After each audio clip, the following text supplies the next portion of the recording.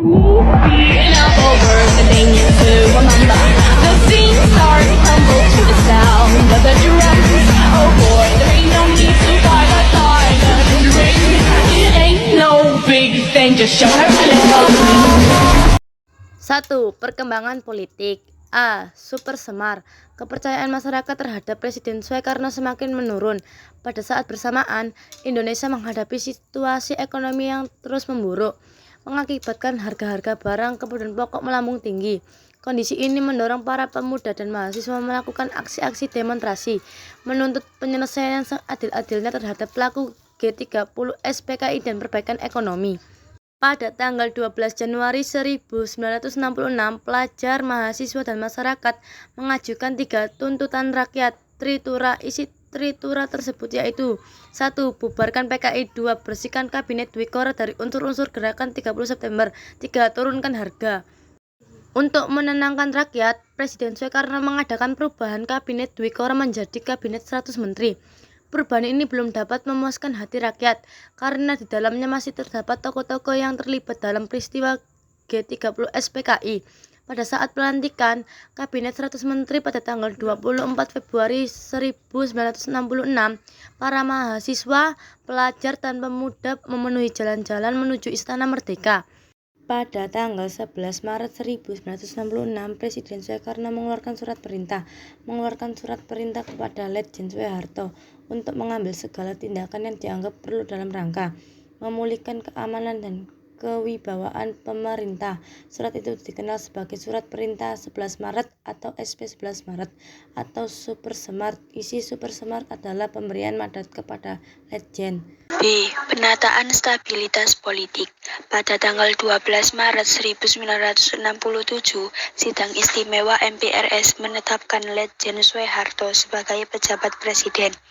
Kemudian, pada tanggal 27 Maret 1968, MPRS mengukuhkannya sebagai presiden penuh. Setelah memperoleh kekuasaan sepenuhnya, pemerintah Orde Baru melaksanakan penataan stabilitas politik. Langkah-langkah yang dilakukan untuk penataan stabilitas politik antara lain adalah sebagai berikut. 1. Pemulihan politik luar negeri Indonesia bebas aktif.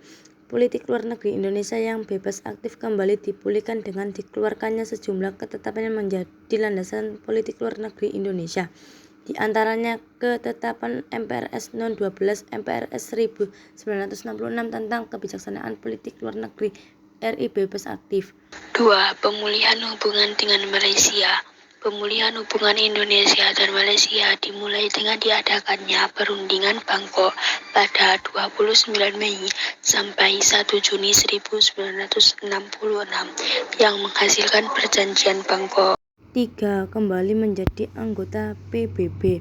Pada tanggal 28 September 1966, Indonesia kembali menjadi anggota Perserikatan Bangsa-Bangsa PBB. Keputusan untuk kembali menjadi anggota PBB dikarenakan pemerintah menyadari banyak manfaat yang diperoleh Indonesia selama menjadi anggota. 4. Ikut memprakarsai pembentukan ASEAN.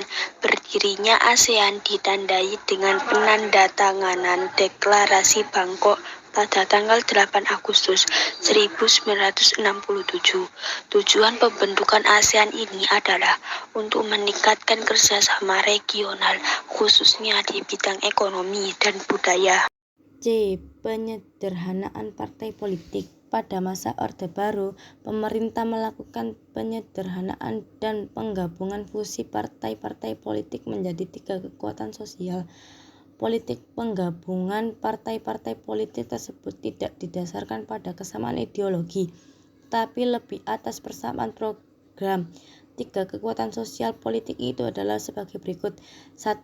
Partai Persatuan Pembangunan PPP yang merupakan gabungan dari NU, Permusi, PSSI, dan Perti.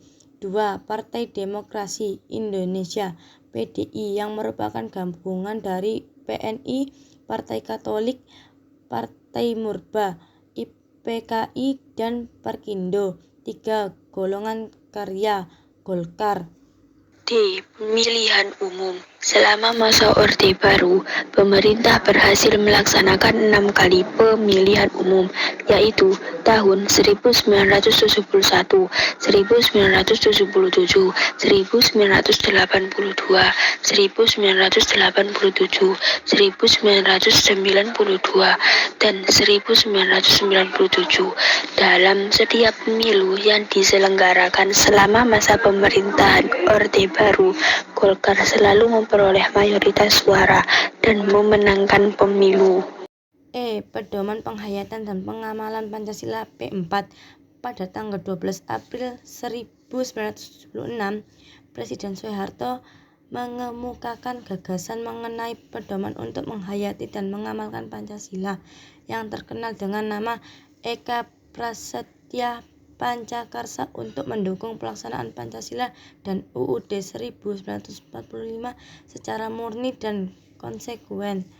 F. Dui fungsi ABRI. Dui fungsi ABRI maksudnya adalah bahwa ABRI memiliki dua fungsi, yaitu fungsi sebagai pusat kekuatan militer yang melindungi segenap bangsa Indonesia, dan fungsi sebagai kekuatan sosial yang secara aktif melaksanakan kegiatan-kegiatan pembangunan nasional.